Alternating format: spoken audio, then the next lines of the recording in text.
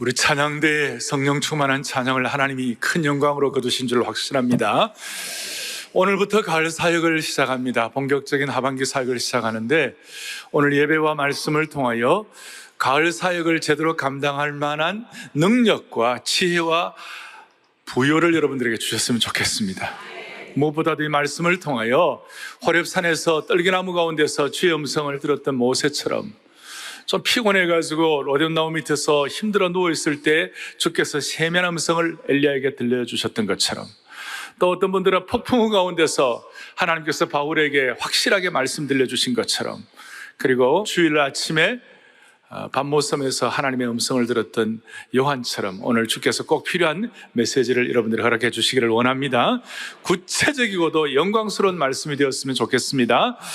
오늘 말씀의 제목은 보이지 않는 하나님의 거룩한 즉흥성. 제가 최근에 몇 년 동안 한 제목 가운데 제일 어려운 말씀이에요. 제목이. 근데 제가 주로 기도했어요. 처음에는 어렵게 들릴지 모르지만 나갈 때는 한 명도 예외 없이 다 이해하고 돌아가게 하여 주십시오. 그러니까 전체적인 어떤 핵심 아이디어는, 토픽 아이디어는 하나님은 믿는 사람들에게 어떤 식으로 개입하시는가, 하나님의 백성들에게 어떤 식으로 개입하시는가, 이런 내용들인데, 하나님의 거룩한 즉흥성, 보이지 않는 하나님의 거룩한 즉흥성, 이 지금 하나님께서 예비하신 그 은혜가 지금 우리에게 임하기를 바라는 것입니다.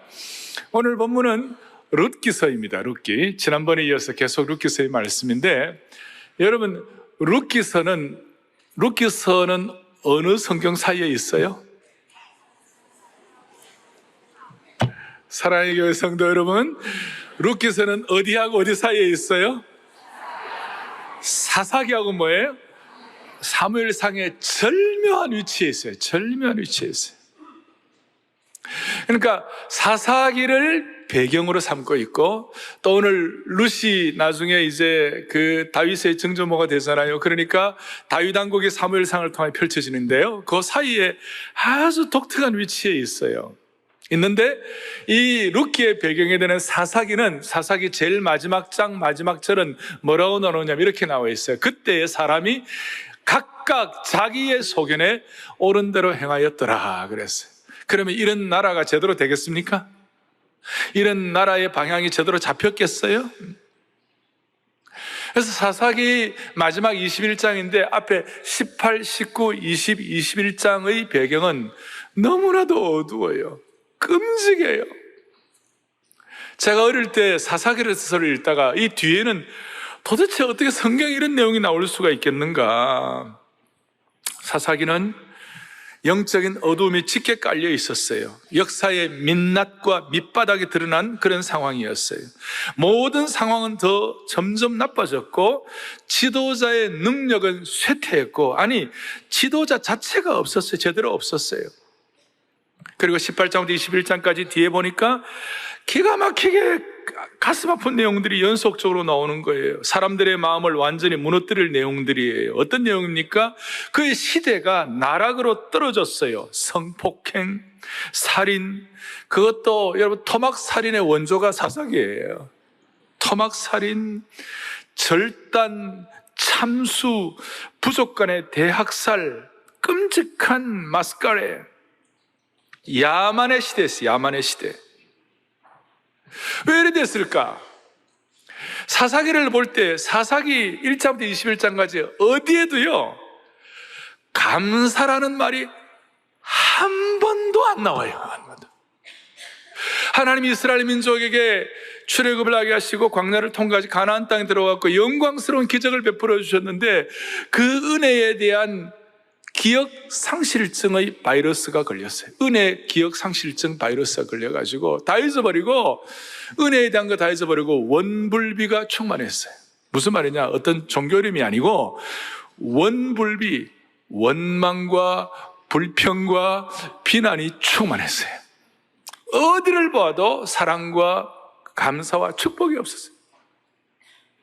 그러니까 이 사사기 시대는 영적 은혜 기억 상실증 때문에 하나님이 주신 좋은 것들은 속히 잊어버렸고, 가치 없고 나쁜 것들을 빨리 받아들이는 이상 증상에 걸렸어요. 그래서 이스라엘 백성들에 관하신 그 영광스러운 민족적 자존심과 거룩한 문화가 산산조각이 나와버렸어요. 이게 이제 이스라엘 민족적 어둠의 배경이었고, 개인적으로는 지난번에 제가 나오미 룻 말씀을 드렸죠. 앞에 룻기 1장에 보니까 1장 1절에 사사들이 치리하던 때에 흉년이 들었더라. 그리고 1절부터 5절까지 쭉 보니까 엘리멜렉이라는 집안에서 나오미라는 아내와 함께 10년의 역사가 쭉 나오고 있어요. 그리고 그 10년의 역사가 좋은 역사가 아니라 남편이 죽고 아들 둘 다 죽고 10년의 기근과 흉년을 경험하는 거예요.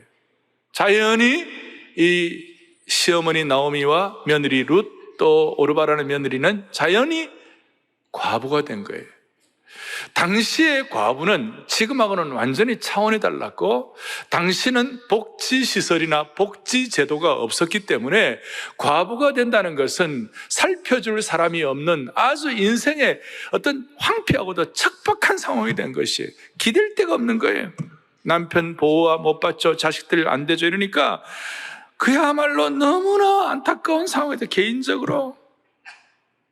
그래서 어두움의 역사고, 역사의 민낯이고, 잔혹한 끔찍한 어떤 대학살이 시대고, 개인적으로는 이렇게 너무 힘든 시대인데, 오늘 이 장은 너무나 놀라운 반전이 일어나는 거예요. 원더풀한. 저는 이 내용을 닥터 파인버그라는 정통주의시 라피 학자에게 이걸 제가 신학교 시절에 배웠는데요, 아름다운 서사 문학이고, 여기에 생명의 복음이 담겨 있고, 여기에 영적인 세렌디피티, 그야말로 우연 같지만 놀라운 하나님의 섭리가 들어있는 것이,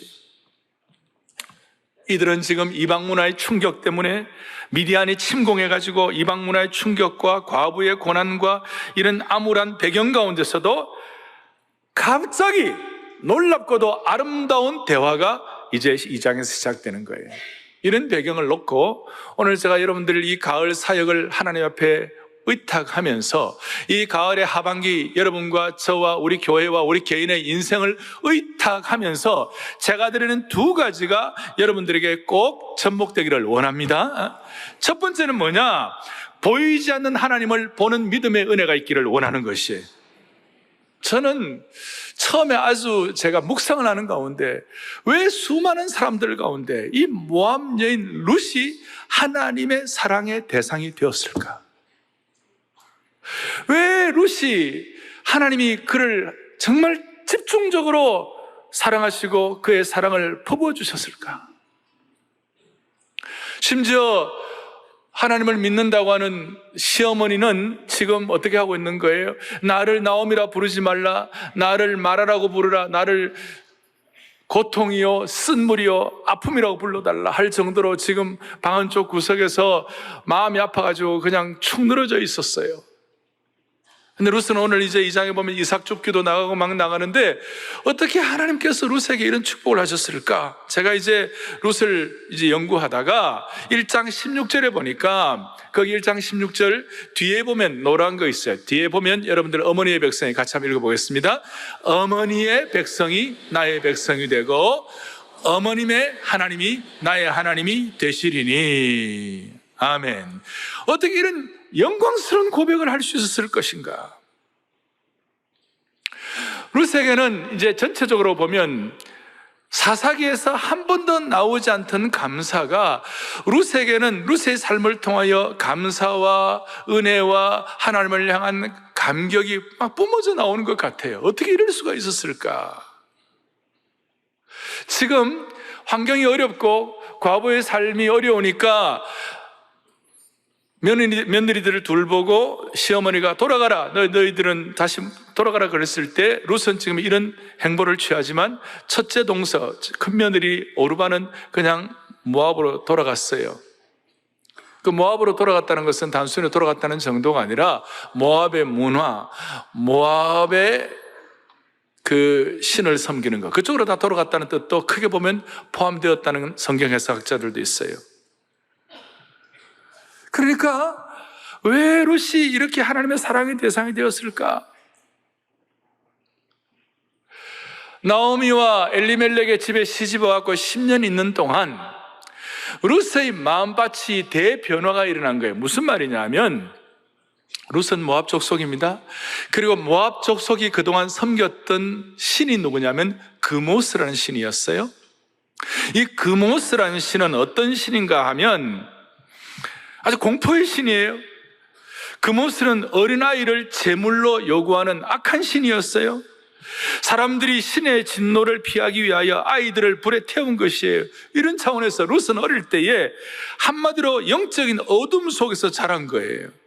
이런 어두움의 문화 속에서 수많은 상처와 어려움과 여인으로서 감당하지 못할 힘든 것이 있었을 거예요. 그런데 엘리멜렉이라는 집안에 시집을 오면서 창조주 하나님, 유일한 여호와 하나님, 언약의 하나님을 만나게 된 것이에요.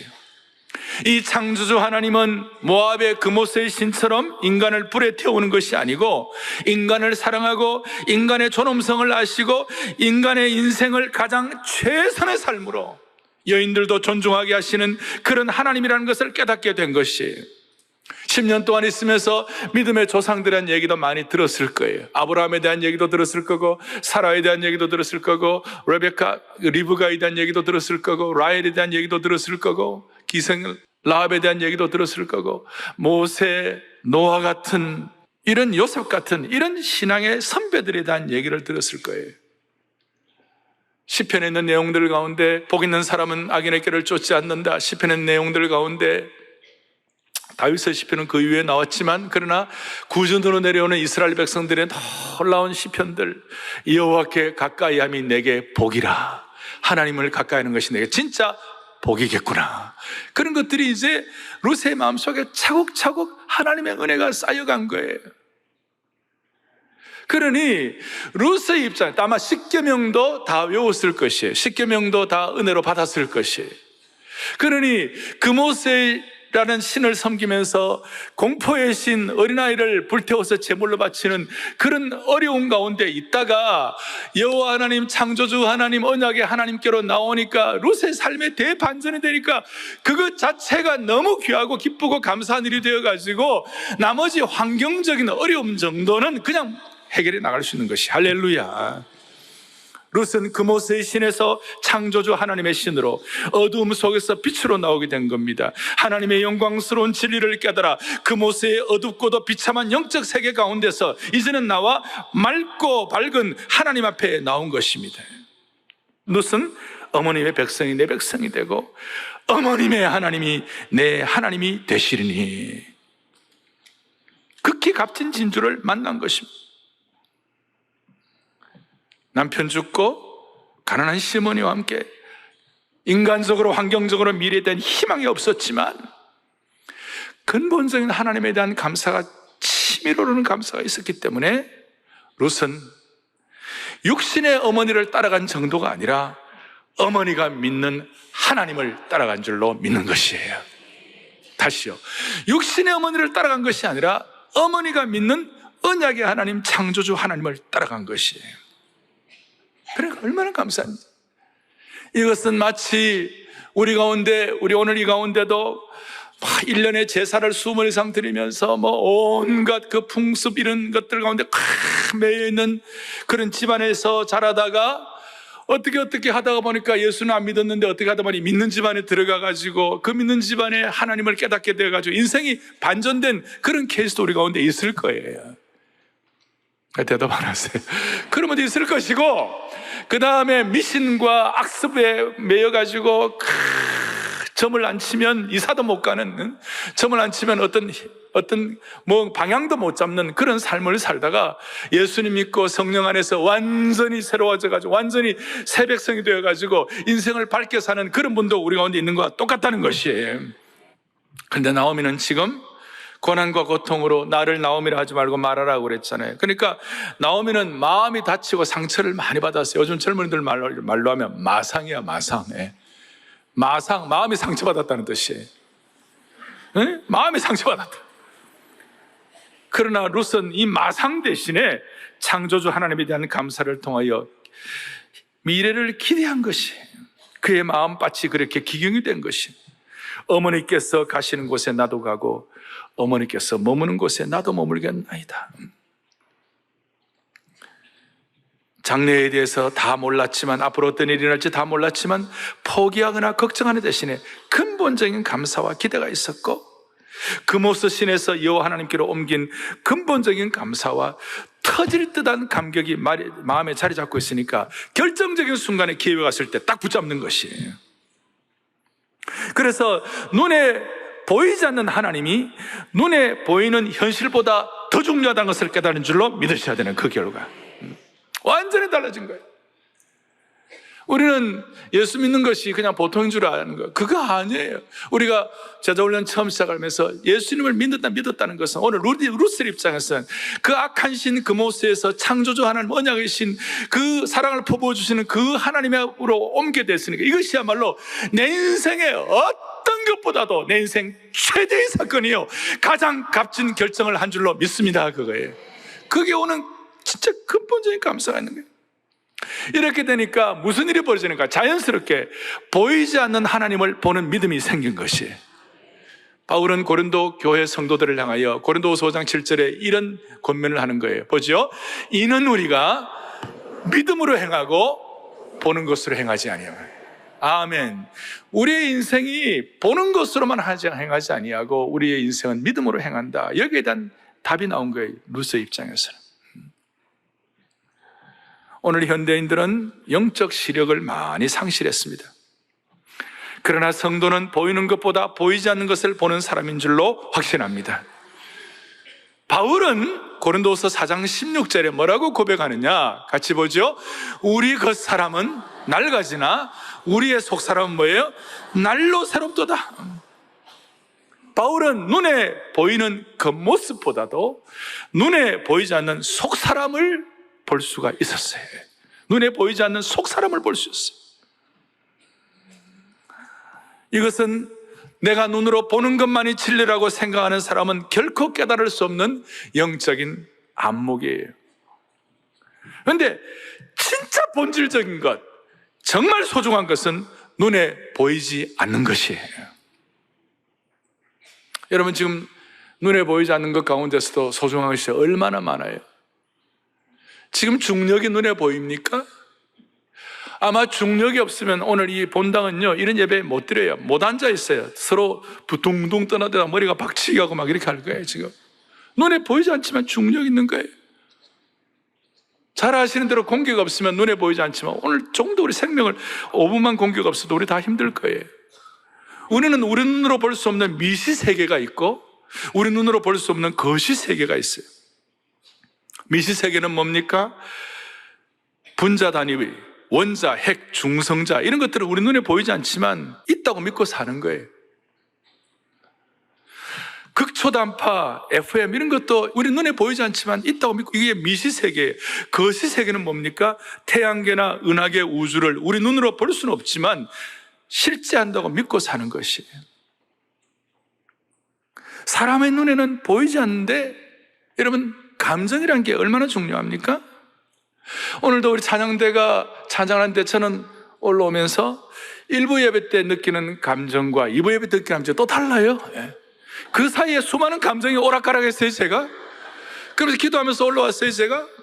이 감정이라는 게 오락가락한 내게 다 있었는데 눈에 보이지 않는 것이에요. 눈에 보이지 않는 것이에요. 여러분, 인정받고 싶은 욕구란 게 얼마나 중요합니까? 그것이 우리 눈에 보이지 않지만 이 사회생활을 이끌어나는 중요한 요인이 되는 거예요. 힘이 되는 거죠. 그런데 인정받는 욕구 어디 보입니까? 임마누엘 칸트가 얘기했어요. 신기한 것 두 가지가 있다. 한 가지는 밤하늘에 떠있는 저 아름다운 별들과 또 하나는 내 안에 보이진 않지만 내 안에 도덕적 양심이 있다는 게 너무 신기하다. 너무 신기하다. 보이지 않는 양심 때문에 우리는 부끄러움도 느끼고 어떨 때는 감사도 느끼고, 안 보이지만 너무 분명한 실체예요. 이거 너무 신기한 거예요. 우리는 나의 가는 길을 주님 인도하시니, 그 다음 가사가 뭡니까? 그는 보이지 않아도 날 위해 일하시네. 나의 가는 길 주님 인도하시니 그는 보이지 않아도 날 위해 일하시네. 그러니 이번 가을 사역 또한 보이지 않는 하나님이 어떻게 일하시는가 기대하는 가을 사역 되기를 바랍니다. 영적 실체도 우리 눈에 보이잖아요. 어떻게 보면 너무 귀하기 때문에 보이지 않는 것이 정상이에요. 우리에게는 오감이 있어요. 오감. 그래서 특별히 여성들에게는 감각의 촉수가 남자보다 더 발달되어 있어요. 남편이 비상금 챙기는 것을 기가 막히게 하는 것이에요. 육감이에요, 육감. 근데 우리에게는 영적으로 보이지 않는 세계를 볼 수 있는 영적인 감각, 어떻게 보면 믿음의 제7감이 우리에게 필요한 것이에요. 그래서 우리는 보이지 않는 하나님을 보는 것처럼, 그리고 저와 여러분들의 영적 성숙도는 보이지 않는 하나님 앞에서 아무도 없을 때, 하나님과 나와 독대했을 때 나는 과연 어떤 종류의 반응을 일으키고 있는 것인가. 이 가을 사역 또한 사랑의 교회 성도들, 오늘 이 말씀을 듣는 분들이라도 보이지 않는 하나님을 보는 것처럼 금오세의 신앙이 아니라 창조주 하나님의 언약의 신앙을 믿으면서 그 하나님 앞에 우리가 반응하면 하나님이 역사하시는 것이에요. 그래서 여러분 히브리서 11장 7절에 보면 믿음으로 노아는 아직 보이지 않는 일에 경고하심을 받아 경외함으로 뭘 준비했어요? 방주를 준비했어요. 보이지 않는 하나님을 믿었기 때문에 그 보이지 않는 하나님의 명령에 의하여 방주를 짓는 것이에요. 오늘 우리가 이 가을 사역을 위하여 지어야 할 방주가 뭔지는 다 모르지만 보이지 않는 하나님께서 우리에게 필요한 말씀을 일마다 때마다 주실 줄로 믿는 것이에요. 그래서 신앙인의 역사는 보이지 않는 것을 보고 살았던 사람들의 거룩한 초상화라고 말할 수 있는 것이, 여러분들의 삶의 초상화가 보이지 않는 하나님을 보는 것처럼 하나님 앞에서 반응하는 초상화가 되기를 바랍니다. 동일하게 이번 가을 동안에 이제 이번 주 토요일은 하나님 앞에서 우리 온 교회 리더들, 지도자들, 교회 우리 젊은이들, 지도자들까지 다 우리 교회 어른들 다 모여가지고 보이지 않는 하나님 앞에서 연합순장반 리더 컨퍼런스를 하면서 하나님께 큰 영광을 올려드리고 그때부터 주시는 주님의 음성이 있을 것이에요. 다음 달에는 헌당가을 감사 특세를 통하여 하나님께서 보이지 않는 하나님께서 여러분들에게 막강하게 주시는 음성이 있으실 거예요. 그 다음 새생명 축제를 통하여 하나님 은혜를 베푸시고, 그 다음 11월에 칼 세미나를 통하여 연말까지 하나님께서 보이지 않는 하나님께서 각자에게 필요한 음성들을 주실 거예요. 저는 기도하고 있어요. 10월 달에 대각성 전도 집회가 있을 때 수많은 사람들이 루시 나오미에게 얘기한 것처럼 어머님의 백성이 나의 백성이 되고 어머님의 하나님이 내 하나님이 되기를 원하나이다. 그때의 복음의 영광과 생명의 신비를 깨닫는 사람들이 우리 김권사님의 하나님이 내 하나님이 될 줄로 믿습니다. 이런 고백이 있다면 얼마나 감사하겠어요. 얼마나 감사하겠어요. 그래서 첫 번째 중요한 것, 보이지 않는 하나님을 보는 믿음으로 이 가을 사역이 진행되게 하여 주십시오. 보이지 않는. 두 번째로는 하나님의 거룩한 즉흥성, 하나님의 신적 개입이에요. 하나님의 신적 개입과 거룩한 즉흥성을 경험하는 가을 사역을 위해 기도하는데, 오늘 본문 앞에 2절에 보니까 이삭 줍기가 나와요. 이스라엘 백성들의 이삭 줍기는 가난한 사람, 고아와 과부를 보호하기 위한 또 하나의 장치였어요. 땅 주인은 자기 땅 경계선까지 있는 곡식을 다 베지 아니하고 경계선상에 있는 곡식은 그대로 남겨놓았어요. 그래서 그걸 남겨놓고 가난한 사람들이 베어갈 수 있도록 했습니다. 추수할 때 농부는 땅에 이삭이 떨어지면 그건 줍지 않고 그냥 놔뒀어요. 가난한 사람이 죽을 수 있도록 남겨놓았어요. 이런 이제 배경 가운데서 룻은 2절에 아침 일찍 일어나 이삭을 줍게 해달라고 시어머니 나오미에게 요청을 했어요. 자, 시어머니는 힘들다고 그냥 방 한쪽 구석에서 쭈그리고 있었어요. 근데 룻은 근본적인 감사가 너무 크니까 이삭 줍기라도 해야 되겠다. 어떻게 보면 인간적으로 보면 구차한 일이었고 좀 약간 힘든 일이죠. 그래도 룻은 기대하는 마음이 있으니까, 그모스의 신에서 창조주 하나님을 옮긴 은혜가 있으니까 나오미에게 밝은 마음으로 요청을 하는 거예요. 우리는 가난하지만 하나님이 가난한 자를 위하여 이삭 줍기를 마련해 두셨으니까 하나님이 열어주신 그 기회를 사용하자고 요청하는 것이. 지금 룻은 풍요로운 것도 아니고 부자가 된 것도 아니지만 하나님이 주신 기회의 손, 하나님이 뻗으신 손을 붙잡고 하나님이 예비하신 것을 기대하고 그 예비하신 문으로 들어가게 된 것이, 이것이 룻의 삶의 놀라운 차원으로 올라가게 된 것입니다. 좀 더 구체적으로 말하면 룻기 2장에 많은 즉흥성이 나오는 거예요. 즉흥성. 오늘 본문에 나오는 대화들, 룻과 나오미, 룻과 보아스, 보아스와 룻, 보아스와 종들의 대화 가운데 어디에도 미리 계획된 것은 없었어요. 한마디로 2장 본문에는 예기치 않는 하나님의 신적 개입과 거룩한 즉흥성이 일어난 거예요. 제가 하나님께 거룩한 즉흥성이라는 용어를 쓰기가 좀 죄송하지만 잘 이해하기 위하여 말씀을 드리는 거예요. 그리고 이 거룩한 즉흥성의 클라이맥스가 뭐냐? 오늘 여러분들이 봉독했던 3절이에요. 3절을 다시 한번 마음을 같이하여 합독하겠습니다. 3절입니다. 룻이 가서 베는 자를 따라 밭에서 이삭을 줍는데 그 다음 우연히 엘리멜렉의 친족 보아스에게 속한 밭에 이르렀더라. 아멘. 룻이 이삭을 주는데 어떻게 해요? 우연히.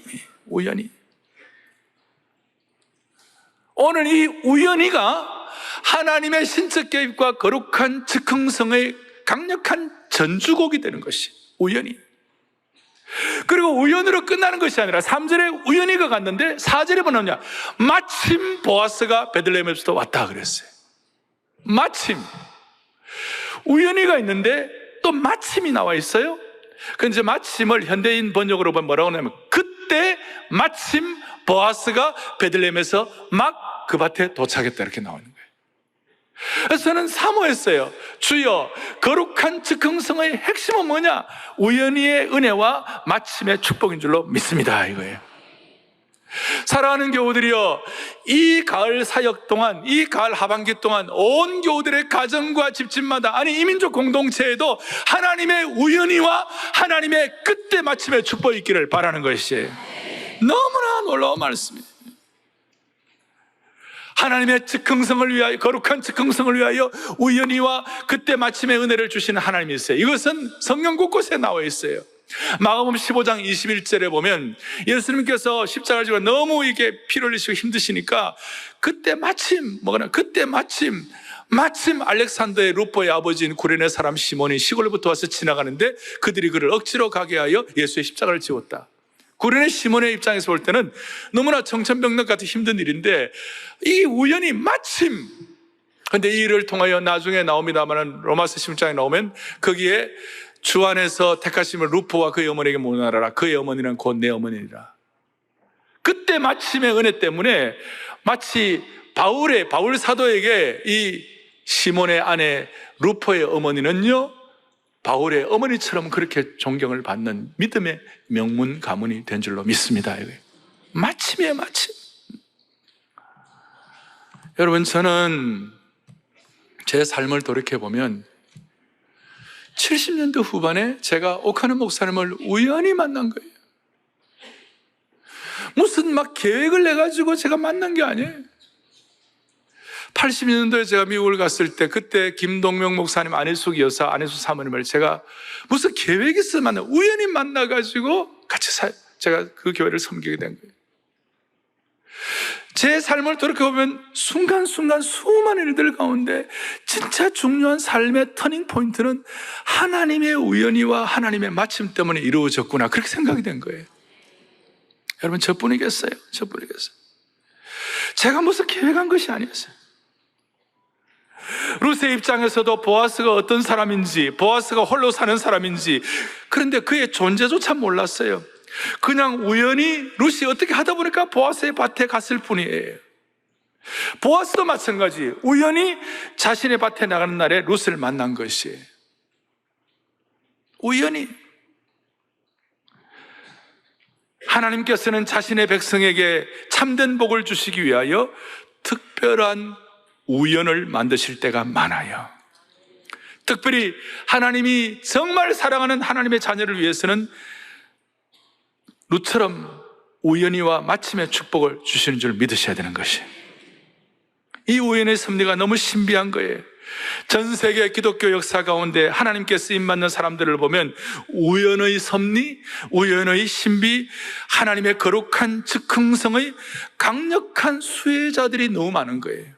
오늘 여러분들이 다 이 우연히와 마침 하나님의 거룩한 즉흥성의 수혜자들이 되기를 바랍니다. 사모하세요, 사모하세요. 여러분 부부끼리 어떻게 만났어요? 뭐 누가 이렇게 계획을 한 것 같지만 그러나 크게 보면 다 우연히 만난 거 아니에요? 어떤 부분은 굴다리 밑을 지나가다가 만났대요. 버스 안에도 만나고. 참 놀라운 하나님의 섭리와 신비가 있어요. 거룩한 즉흥성이 있어요. 그리고 이제 우연히 만난 이 보아스는요, 아름다운 그림을 뚫고 나온 것 같아요. 멋있는 남자였어요. 요즘 젊은이들 말로 하면 만찢남이야. 만화를 찍고 나온 남자. 테리우스 같이 멋진 남자. 원하고 만나려고 해도 만날 수 없었는데 하나님께서 어떻게 이렇게 그 시대에 만찢남을 마련해가지고 룻과 만나게 하시니 기가 막힌 일이 벌어진 거예요. 그리고 이후에 다윗의 왕국이 펼쳐지는 거예요. 얼마나 놀라운 일이 벌어지는지 몰라요. 자, 이런 말씀을 드리면 여러분들의 마음속에 어때요? 에이, 뭐, 그 성경의 얘기니까. 로 끝납니까? 아니면 좀, 아이고, 가슴이 좀 설레고, 하나님 내게도 좀 그런 기회를 주시면 좋겠는데. 그런 마음이 어떤 거예요? 하나님 앞에서 이런 기대감과 설렘이 있으면 그건 젊은 거예요. 그리고 그런 마음이 있으신 분들은 마음이 젊은 거예요. 나이가 드셔도. 그런데 뭐 이런 얘기를 들어도 그냥 지나가는 거, 주일 예배로 그냥 지나가는 거고 다 지나간다면요, 빨리 천국 가셔야 돼요. 이제 보아스가 먼저 종들에게 먼저 얘기하죠. 하나님이 너희들과 함께 하기를 원한다. 그럴 때 보아스의 종들이 보아스에게, 주인에게 하나님이 복 주시기를 원합니다. 우리 몇 년 전에 이거 가지고 우리 새 인상그 기억나시죠? 하나님이 함께 하시기를 원합니다. 4절에 하나님 복 주시기를 원합니다. 이거 굉장한 배려를 한 거예요. 그러니까 이 룻이 진짜 배려의 남자를 만난 거예요. 배려 남자. 5절에 보아스가 저 소녀가 누구냐? 금오스의 신에서 창조자 하나를 만나게 되니까 마음이 치밀어오는 감사가 있으니까 결혼하고 10년 돼도 저 소녀가 누구냐? 아, 주여, 우리 교회 자매들 다 이런 축복을 주시기 바랍니다 라고. 저 소녀가 누구냐? 그러니까 6절에 사원들이 대답하여 모압에서 온 소녀인데 룻입니다. 그럴 때 보아스가 즉흥적인 행동을 합니다. 8절 9절에 이삭 주우러 다른 밭에 가지 말고 일꾼들에게 얘기해가지고 둘 테니까 편하게 와서 이삭을 주우라. 룻에게 이런 얘기를 하니까 보아스의 이런 즉흥적이고도 갑작스러운 호의가 너무 크니까 룻이 어떻게 하냐. 10절에 뭐라고 나와요? 10절에 룻이 엎드려 얼굴을 땅에 대고 절했다. 이런 핑퐁 같은 얘기들이 왔다 갔다 하는데 여기에 오염된 것이 낄 그런 자리가 없었어요. 룻은 근본적인 감사와 근본적인 밝음이 있었기 때문에 자연스럽고 순결하고 가식이 없었어요. 또 보아스는 그 당시에 있는 자였고 족장이었지만 그런데도 불구하고 보아스도 애매하고 난처하지 아니하고 보아스도 아주 순수했어요. 그러니까 이 순수가 서로 소통하는 것이, 서로 연결이 되는 것이, 하나님 주신 이 기회에 대해서 순수하게 서로 반응하고 붙잡을 수가 있었던 것이. 여러분, 우리에게 이런 일들이 앞으로 일어날 거예요. 우리가 주님 앞에 오늘 보이지 않는 하나님을 믿는 믿음으로 가을을 준비하고, 보이지 않는 것이 더 가치 있는 것이 더 가치 있다, 보이지 않는 것이 더 가치 있다고 생각하고, 그 다음 또 하나 중요한 거, 오늘 하나님의 거룩한 즉흥성을 믿고 신뢰하면서 하나님 앞에 마음을 열고 순수하게 반응하면 하나님의 기회가 왔을 때 붙잡을 수가 있는 것이에요. 롯처럼 납작 엎드려서 기도하면서 붙잡을 수 있는 것이에요. 그리고 이 하나님의 거룩한 즉흥성은 우리가 볼 때는 우연과 즉흥이지만 믿음으로 볼 때는 하나님의 섭리요 완벽한 것인지, 완벽한 것이 되는 것이. 하나님 편에서는 섭리고 완벽한 것이 되는 것이. 그리고 이 하나님의 이 신적 개입으로 하나님의 섭리를 통하여 거룩한 즉흥성이 룻의 입장에서는 삶의 작은 퍼즐들이 모여 연결됨으로 말미암아 최선의 믿음의 작품들이 나오는 것이. 그래서 오늘 이 시간을 통하여 룻의 삶의 터닝 포인트, 영적인 전환점이 일어나는데, 룻에게 전환점이 일어나게 된 하나님의 섭리는 세 가지가 있었어요. 하나님의 타이밍, 하나님의 사람, 하나님의 장소. 하나님이 예비하신 완벽한 시기가 있었고, 최고의 사람이 준비되어 있었고, 딱 맞는 장소. 완벽한 시기는 앞에 보면 추수의 시기, 최고의 사람 보아스를 준비하셨고, 보아스에게는 룻을 준비하셨고, 딱 맞는 장소, 이 밭에 가서 밭이 만남의 장소가 될 수 있도록 하나님께서 이렇게 역사하신 줄로 믿습니다. 그런데 나오미는 힘들다고 방 안에 콕 박혀가지고 방콕하면서 웅크리고 있었어요.